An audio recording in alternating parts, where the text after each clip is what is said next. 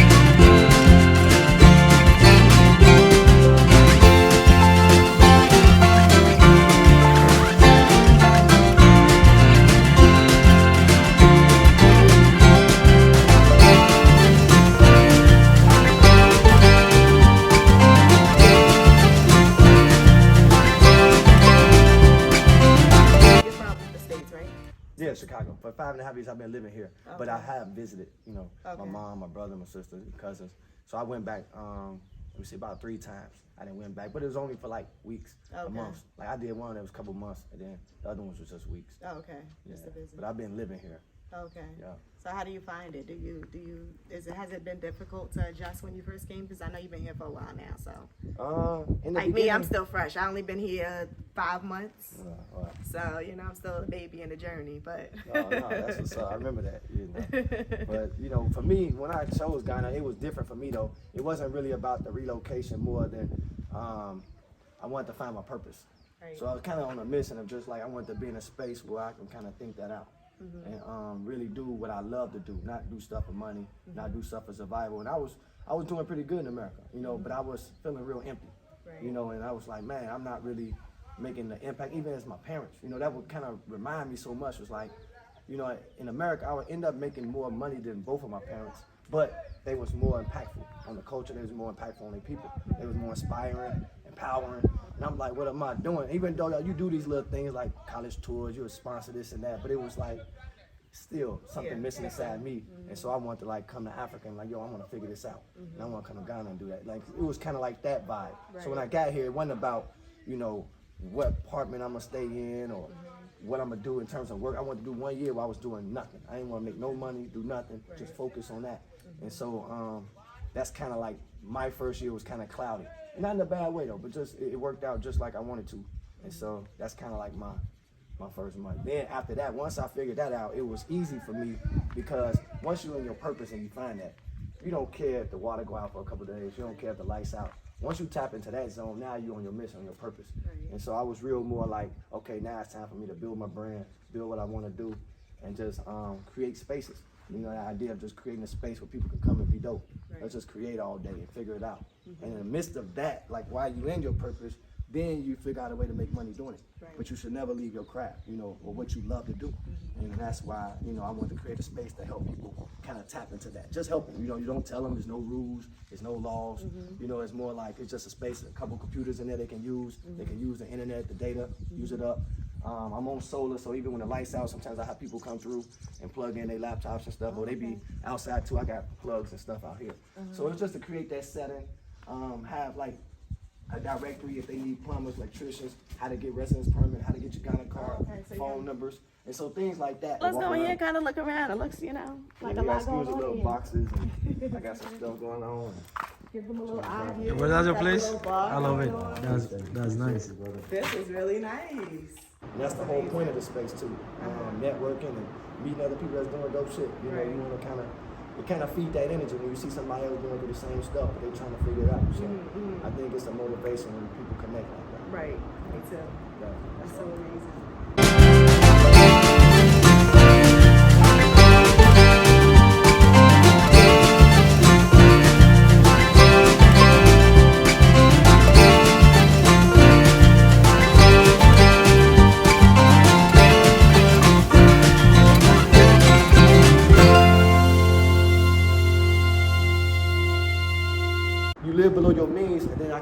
for myself. And once I built this, now I have no mortgage, no rent, no lease, solar panels, no light bill, borehole, no water bill. And it's like, but you build it at kind of being below your means, and you don't mind that again. I have to tap into that. You know, before I probably, I need an air conditioner, I need this, I need that, man. You know, when you're in that zone then, though, you kind of, you don't care about the other stuff. You just want to get the, you focus on what it is, definitely. They either with it or they not. You know, exactly. Everybody else got to just get in line and fuck it. Right. You don't want, you know, so that's kind of that vibe.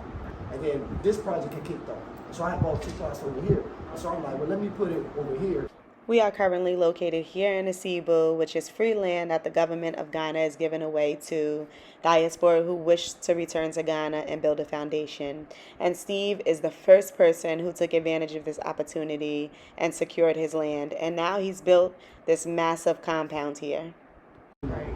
And so you was the first person to build over here? Yeah. Wow. And then after me, the guy here started because other people had plots. People was kind of buying the plots, but nobody really want to build them. Yeah, and understandable. You know, it was a crazy time. And so, like most of the people that bought over there, so some people they started building kind of around me, which was cool. I was happy for you. Don't want to really be by yourself. Yeah. So then it was Navigate, and then the guy named Wynn's from Jamaica, Navigate's from Nebraska. Oh, wow. By the way, in Chicago, but he lived in Nebraska, which is like Florida, Nebraska.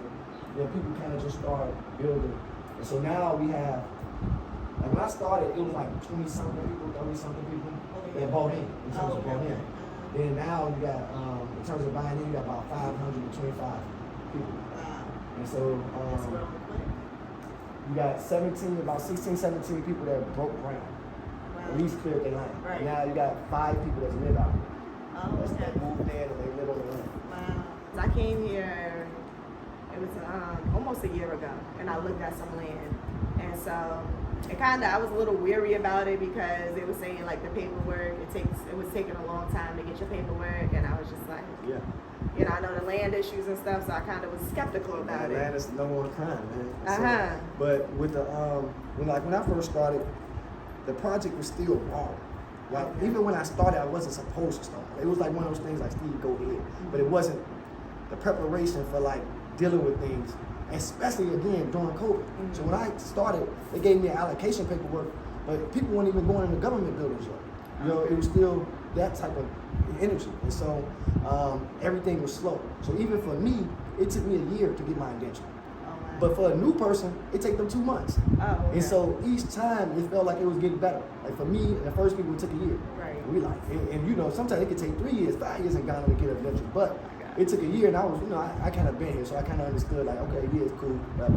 But for the next group, it was like 8 months. The next group, it was like 5 months. And so I saw it get better, and now somebody can go pay, man, like 2.5 months, 3 months is done. You know, and so it's much quicker, much better. They have administrative staff now. They didn't have that before. You had actually real board members who run companies. You gotta like catch them. They all did something else. So in the beginning, a lot of trouble was when people were like on the website, it was nobody can call. Because everybody had something else to do. And they were just board members. They didn't have no staff. And we just regular people on the ground. Right. And so we would try to help, you know, the best way we could, but it was no staff. And so that way everything was a bit tricky a bit. But after that, things are much more easier. You know, they relaunched the website, it's back up. They got the staff at the palace with the king right here in Asebu. So her office is right there in the palace. So things are easier to like get to. You could call her and she can get you a response, an email. So it's I think it's much smoother now than it was. It definitely is. Look what's inside of this cookie jar. You got the pre-roll marijuana. So that's free. Everything is free, really. Trying to kind of just keep people in that, you know. Yo, bro, Charlie, that's a nice place. It's so nice. I love this.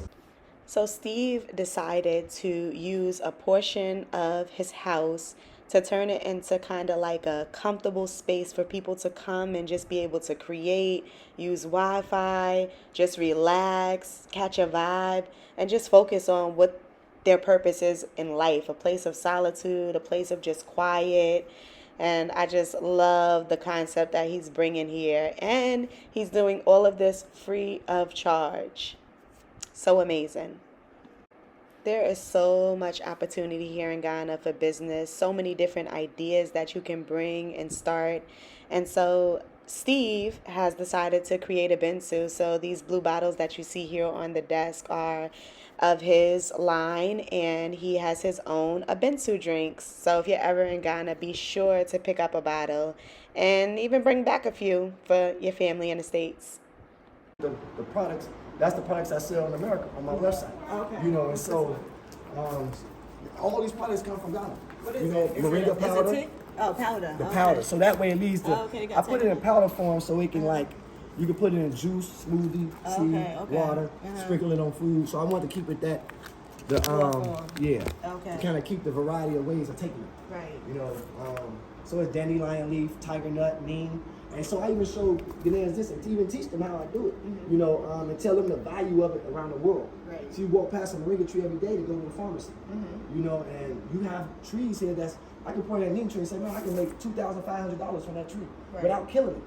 You know, and picking it and sea salt rinsing the leaves and letting it dry out. And so it's a process of just showing these things are all around. Right. And you can sell not just to Ghana, sell to the world. Right. And like they don't have moringa trees that naturally grow in America, or tiger nuts, or neem. They don't have neem trees in America. No. So, but these products people need in the UK, they need them in America. Right. And so, and they love it and they want it.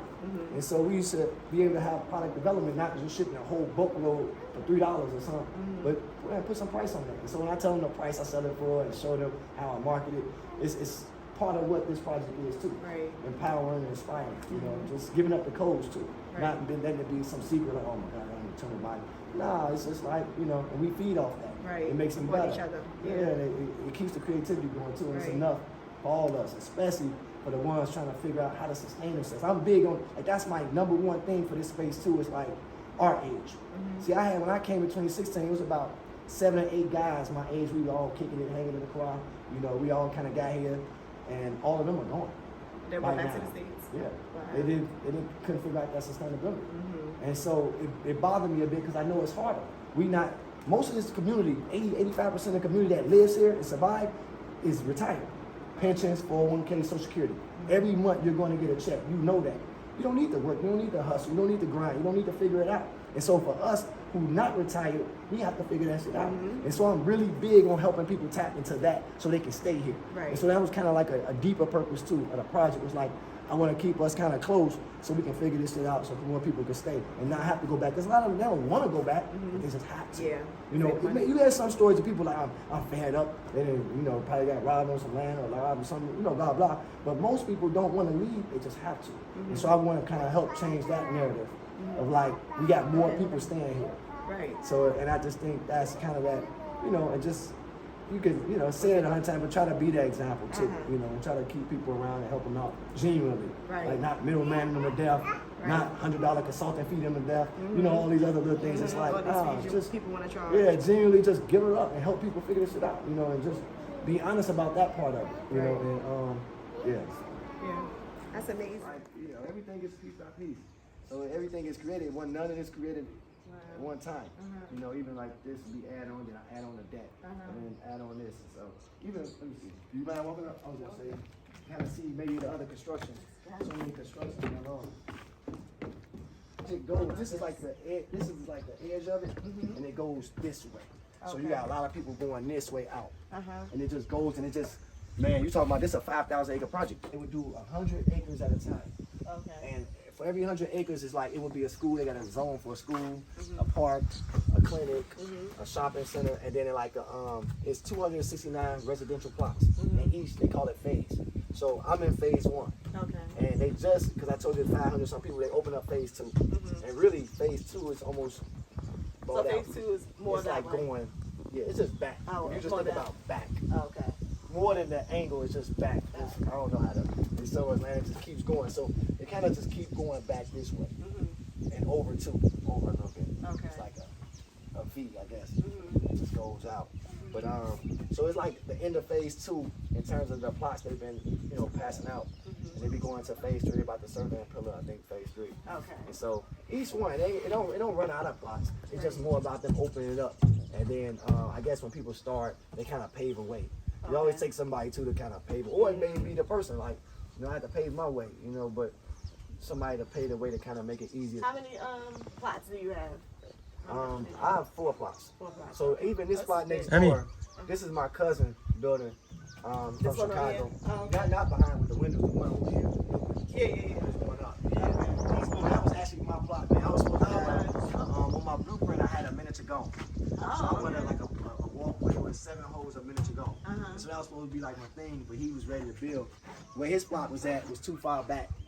And he felt like, I'm ready to start, man. So I was like, I'll be closer. And so I have his plot, and I have, Oh, so I y'all have 3 traded. others. Yeah. So what you gonna do with the plot over there?